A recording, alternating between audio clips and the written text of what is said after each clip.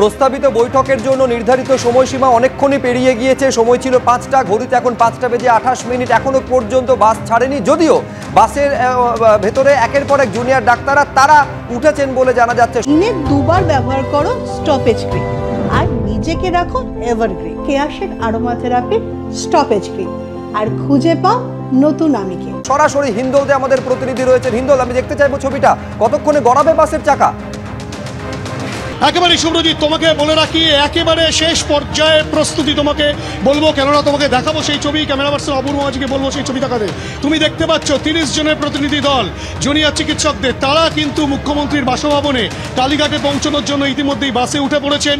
এবং যে টানাপোড়েন চলছিল এবং মেল প্রত্যুত্তরে রাজ্য সরকারের তরফ থেকে মেল, সমস্ত বিষয় কিন্তু কাটিয়ে উঠে অবশেষে জুনিয়র চিকিৎসকেরা আবারও তারা যাচ্ছেন বৈঠকের জন্য 5 দফা দাবি নিয়ে।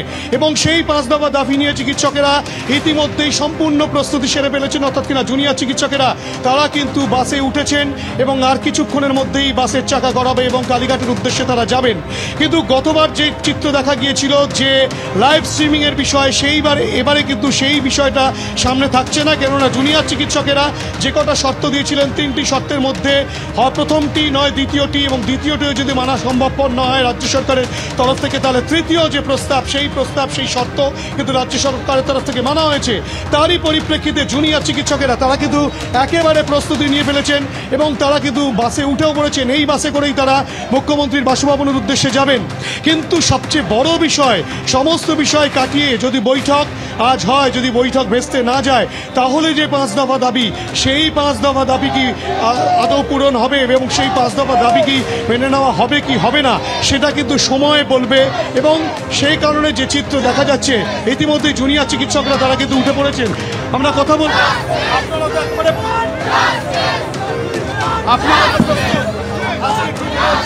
ফলপ্রসূ হবে। আজকেও আমরা একই রকমভাবে 5 দফা দাবি নিয়েই যাচ্ছি এবং আমাদের সাথে আমাদের স্টেনোগ্রাফারও থাকছে, যাতে ট্রান্সপারেন্সি বজায় থাকে। আমরা আমাদের দাবি ছিনিয়ে আনতেই যাচ্ছি। আমরা আশা করব মুখ্যমন্ত্রীও আমাদের সাথে একইভাবে আলোচনায় থাকবেন। আমাদের সদিচ্ছা আছে, ওনারও সদিচ্ছা উনি প্রকাশ করালেই আমরা আলোচনা করতে পারবো। সদিচ্ছা রয়েছে, সেটা কিন্তু জুনিয়র চিকিৎসকদের কথা একেবারে স্পষ্ট। এবং তোমাকে দেখাবো যখন এই চিত্র, সেখানে কিন্তু তখন অগণিত মানুষ তারা কিন্তু ইউ ওয়ান্ট জাস্টিস বলে স্লোগান দিচ্ছেন। সেই চিত্রে উঠে আসছে বাসের পাশে সাধারণ মানুষজন, তারা কিন্তু রীতিমতো জুনিয়র চিকিৎসকদের পাশে এসে দাঁড়িয়েছেন। যে চিত্র গত 1 মাস ধরে দেখা গিয়েছে, সাধারণ মানুষজন জুনিয়র চিকিৎসকদের পাশে, তাদের পাশে কিন্তু দাঁড়িয়েছেন।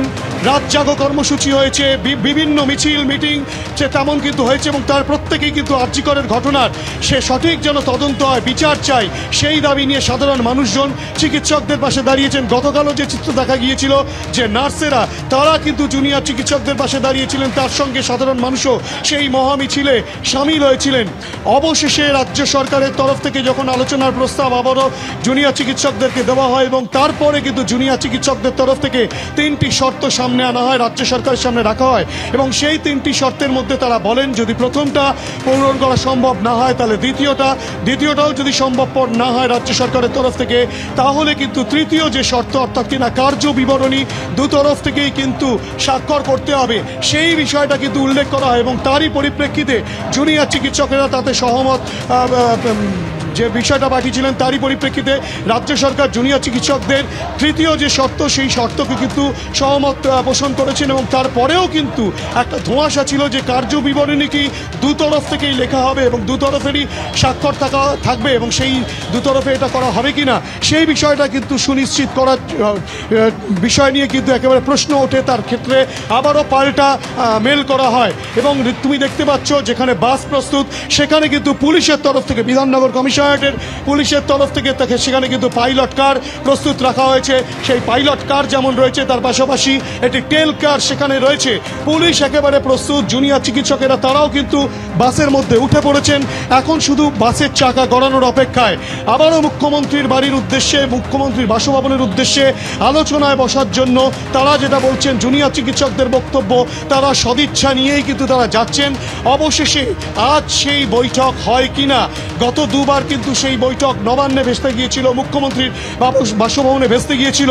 আজ সেই বৈঠক হয় কিনা, যে 5 দফা দাবি নিয়ে জুনিয়র চিকিৎসকেরা বৈঠক চেয়েছিলেন এবং যেখানে দেখতে পেয়েছিলাম যে স্বাস্থ্য ভবনে স্বয়ং মুখ্যমন্ত্রী তিনি জুনিয়র চিকিৎসকদের মধ্যে পৌঁছে গিয়েছিলেন। তিনিও বলেছিলেন তাদের অর্থাৎ কিনা জুনিয়র চিকিৎসকদের যে দাবি, সেই দাবি তিনি মেনে নেবেন কিনা সেই বিষয় নিয়ে আলোচনা করবেন, তাকে একটু সময় দেওয়া হোক, এই বিষয় নিয়ে কিন্তু মুখ্যমন্ত্রী স্পষ্টত জানিয়েছিলেন জুনিয়র চিকিৎসকদের ক্ষেত্রে।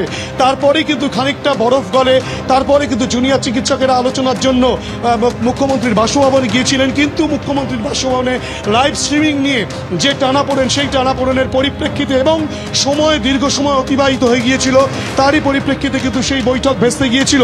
কিন্তু আবার রাজ্য সরকারের তরফ থেকে যেটা বলা হয় যে তারা কিন্তু আলোচনায় বসতে প্রস্তুত রয়েছে এবং সেই বার্তা আসার পরেই মুখ্য সচিবের তরফ থেকে সেই বার্তা আসার পরে তারপরে কিন্তু জুনিয়র চিকিৎসকেরা তারা কিন্তু আবারও প্রস্তুতি নেন। এবং যে বিষয় রাজ্য সরকারের তরফ থেকে বলা হয়েছিল যে 4:45টার মধ্যে জুনিয়র চিকিৎসকদেরকে পৌঁছতে হবে, কিন্তু এই যে 3টে শর্ত, সেই 3টে শর্তের সাপেক্ষে রাজ্য সরকার যে প্রত্যুত্তর পাঠায়, সেই প্রত্যুত্তর পাঠাতে খানিকটা সময় চলে যায়। অর্থাৎ সেই নির্ধারিত সময় অর্থাৎ 5টা থেকে যে বৈঠক হওয়ার কথা ছিল, সেই বৈঠক 5টার পরে অর্থাৎ কিনা সময় অতিবাহিত হয়ে গেলেও সেই বৈঠক সম্ভবত হবে তেমনটাই কিন্তু মনে করা হচ্ছে। এবং বাস কিন্তু ইতিমধ্যেই বাসের চাকা গড়াতে শুরু করলো। বাস কিন্তু মুখ্যমন্ত্রীর বাসভবনের উদ্দেশ্যে রওনা দেওয়ার জন্য একেবারে প্রস্তুত এবং সেই প্রস্তুতি দেখাচ্ছি, ক্যামেরা পার্সন অপূর্ব সেই ছবি দেখাচ্ছে সরাসরি। পাইলট কার সামনে রয়েছে, বাস রয়েছে, বাসের মধ্যে 30 জন প্রতিনিধি জুনিয়র চিকিৎসক যারা কিন্তু সেই বৈঠকে উপস্থিত হবেন, যারা গতবারের বৈঠকে উপস্থিত ছিলেন, সেই সব জুনিয়র চিকিৎসকেরা তারা কিন্তু বাসের মধ্যে চলে এসেছেন। এবং যে চিত্র দেখাবো যে এই ক্ষেত্রে কিন্তু আজ সদর্থক সেই বৈঠক হয় কিনা, অবশেষে সেই বৈঠক সম্পূর্ণ ফলপ্রসূ হয় কিনা সেটা কিন্তু সময় বলবে। কিন্তু এই বৈঠককে ঘিরে যে টানাপোড়েন চলছিল দীর্ঘ সময় ধরে, গতবারেও যে বৈঠককে ঘিরে টানাপোড়েন চলেছিল, অবশেষে বৈঠক ভেস্তে যায়। অবশেষে সেই বৈঠক আজ হয় কিনা সেটা যেমন দেখার, তার পাশাপাশি জুনিয়র চিকিৎসকেরা যে 5 দফা দাবি রাখছেন, সেই 5 দফা দাবি রাজ্য সরকারের তরফ থেকে মুখ্যমন্ত্রী এবং মুখ্যমন্ত্রী যেমন রয়েছেন, তার পাশাপাশি সচিবেরা রয়েছেন, সেক্ষেত্রে সেই 5 দফা দাবি আদৌ পূরণ করা সম্ভব কিনা আজই, এবং সেই বিষয়টা কিন্তু স্পষ্ট হবে বৈঠকের শেষে।